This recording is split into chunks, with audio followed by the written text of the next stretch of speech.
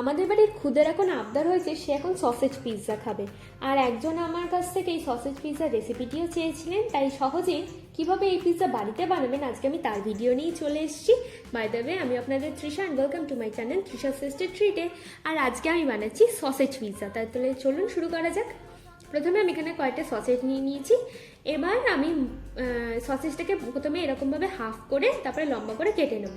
আচ্ছা, আপনারাও যদি বাড়ির উপকরণ দিয়ে খুব সহজে চিকেন সসেজ বানাতে চান তাহলে এই ভিডিও ডেসক্রিপশন বক্সে আমি লিঙ্ক দিয়ে দেবো, আপনারা গিয়ে চেক করে নেবেন।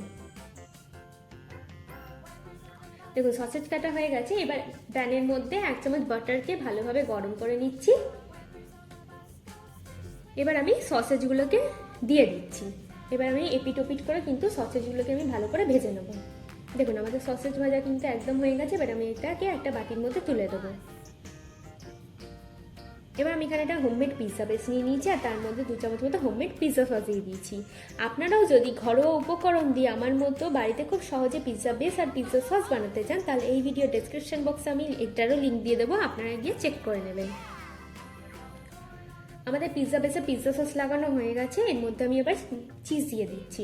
আমি এখানে মজারেলা চিজের ব্যবহার করেছি, আপনারা যে চিজটা পছন্দ করেন সেটাই দেবেন। আর কোয়ান্টিটির কথা যদি বলেন, আপনাদের পিৎজা আপনাদের যত ইচ্ছা দেবেন। এবার আমি সসেজগুলোকে খুব সুন্দর করে সাজিয়ে দেবো।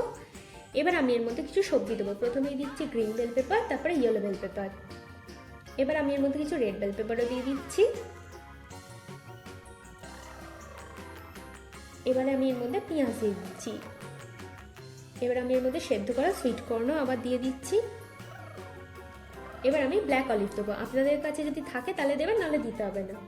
এবার আমি ওপর থেকে আবার একটু মজারেলা চিজ দিয়ে দিচ্ছি। এতে পিৎজাটা খুব চিজিও হয়, খেতেও ভালো লাগে। এরপর আমি চিলি ফ্লেক্স দিচ্ছি আর দেবো অরিগানো।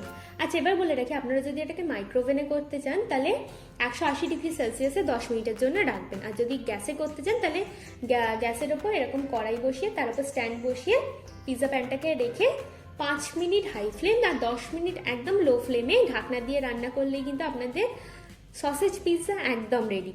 আর আপনাদের খুদেকে খাওয়ান আর কেমন লাগলো তাদের আমাকে কমেন্টে জানাবেন। আমার ভিডিওটি যদি আপনাদের ভালো লেগে থাকে তাহলে প্লিজ একটি লাইক করবেন, প্রচুর শেয়ার করবেন, আর এরকম আরও ভিডিও পেতে আমার চ্যানেলকে সাবস্ক্রাইব করবেন। টাটা।